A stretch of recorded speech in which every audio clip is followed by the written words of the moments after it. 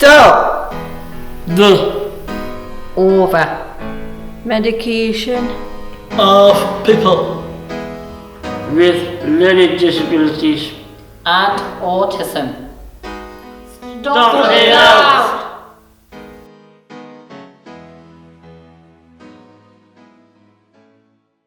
Hello, my name is Joe and I'm 25. This is my story. A story about how I had a bad day and ended up in hospital for nearly 2 years. A story about how I was over-medicated with all sorts of complicated drugs. What I painted was to put things back together again. This is my story. It could be Colin or Nathan or even Rebecca's story or any of the other 35,000 people with disabilities that are over-medicated every day.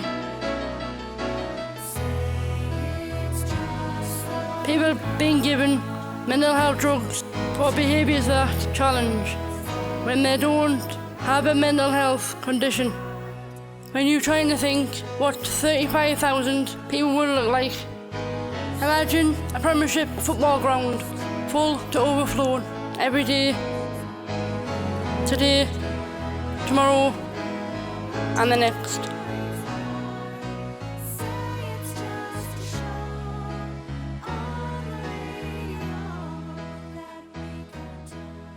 My daughter Jo is at an assessment treatment unit where she's eventually ended up on all sorts of different drugs.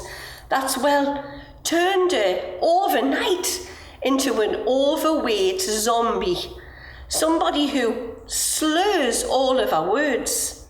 STOMP came about from a call of action and as a result of the people who lived in Winterbourne View, and it was found that those people were over-medicated. So NHS England and other organisations like the Royal College of GPs, the Royal College of Psychiatrists, and at the time the Minister Alistair Burt signed a pledge to make changes and reduce the amount of people who are wrongly prescribed psychotropic medication. The assessment treatment unit has got really bad memories for Jo and us as a family. But you know, nobody saw that Jo was a person.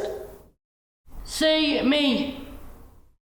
This is Jo. She's fine right now, but she gets a bit angsty of an afternoon, so we just pop her a PRN, don't we, Jo? Open wide, swallow it down, there you go. You'll get the hang of it when you've been here in the ATU, as long as I have. Well, I hope so. So, does she get more than just PRN? Well, I'll tell you, there's a... Hold on a minute. I think I can hear... Oh, I can! Our wonderful RC's on his way. Why don't we let him tell you? Roll call! We have sertraline, olanzapine, clopixol, clonazepam, and lactulose, lorazepam, paracetamol, and melatonin, and your host, Mr. Smith. Oh, every afternoon when the clock strikes 4,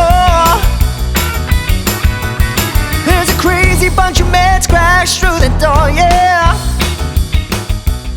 And then you swallow them down and leave your kids. It is also important to stress STOMP is not an anti-medication campaign. What we are asking for is everyone to act if the side effects outweigh the benefits, rather than leaving people on these medications for years and years, and to monitor and review regularly in line with NICE guidelines. I was always looking around for information that could help me with Jo and all of the medication. Nobody ever told us anything. Nobody would talk to us or tell us what was going on and what medication Jo was on. Tell me. So what I'd like to achieve is for people with learning disabilities, autism above, and families feeling confident to go to their GP or psychiatrist and say, I'm not sure why I'm on this medication. Can we see about reducing it? Or can you explain why I'm on these medications and does it actually help? I became increasingly concerned about my son's physical health and emotional well-being after being prescribed several psychotropic medication for acute reaction to stress. He was under the mainstream mental health services and later in a private assessment and treatment unit 200 miles away from home. Out of sight, out of mind. Well, what we were able to do, we were able to get Jo into a supported living scheme closer to home, where we could see her more often. Now, Jo was immediately happier, and because she was back in the community, we were able to get her a new GP. And this GP was brilliant, because she was into something called STOMP. People tend to think that something like psychotropic medicine, that it's up to the doctors, or it might even just be up to the psychiatrist. But what we want to try and do with the STOMP initiative is say, well, actually, it's everybody's business. So whether you're a person with a learning disability or autism, or whether you're a family carer, whether you're a nurse, or whether you provide support to somebody, whether you're a GP, whatever profession you're in, it's everybody's responsibility to make sure that people are taking the right medicine. So, Dr. Kelly told us about STOMP. Now, STOMP was trying to get services to prescribe drugs for the right reasons and at the right amounts. And they were looking to promote treatments that didn't include drugs at all. At last, we were beginning to get some answers. So I contacted the community psychiatrist who I'd met from the STOMP meetings, and we began to formulate a plan. Although some people with mental health problems need meds, we both agreed that psychotropic drugs shouldn't be used to manage behaviours that challenge, and we identified a couple of medications that we could phase out straight away. Now that Jo was no longer out of sight, out of mind, we were able to get people to start and look at Jo and prescribe drugs for the right reasons and at the right amounts.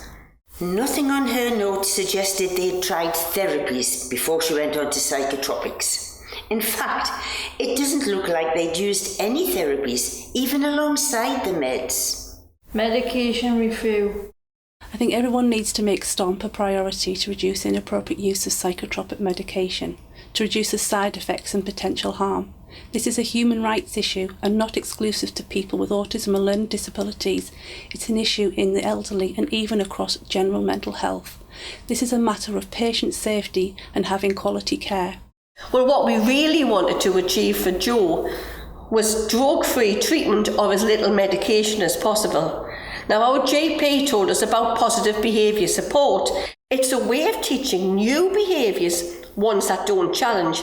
In a recent study, it showed that most people can get off drugs successfully with a controlled withdrawal. Person-centred. One of the things we have at NHS England is this leaflet. It's the STOMP overview leaflet, and it explains what the project is all about.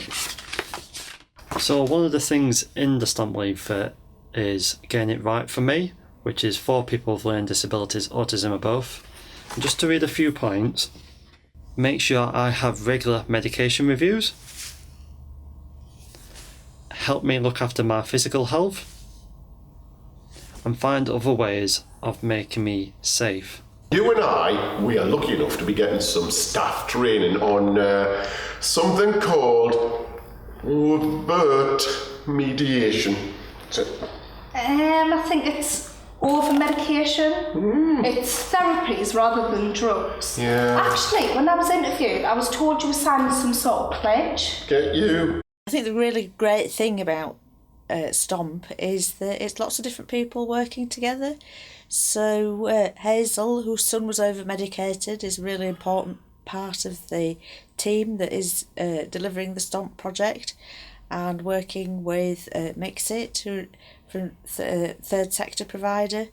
We're working with GPs, psychiatrists, pharmacists.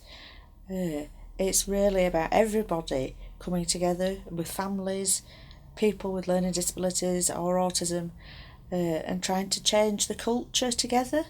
A lot of these medicines are really important, and they can be right for some people. But if people aren't sure, there's nothing wrong with asking, why am I taking this medicine? we got a positive behaviour support plan for Jo and a person-centred plan, and we started to find out exactly what Jo wanted to do with her life.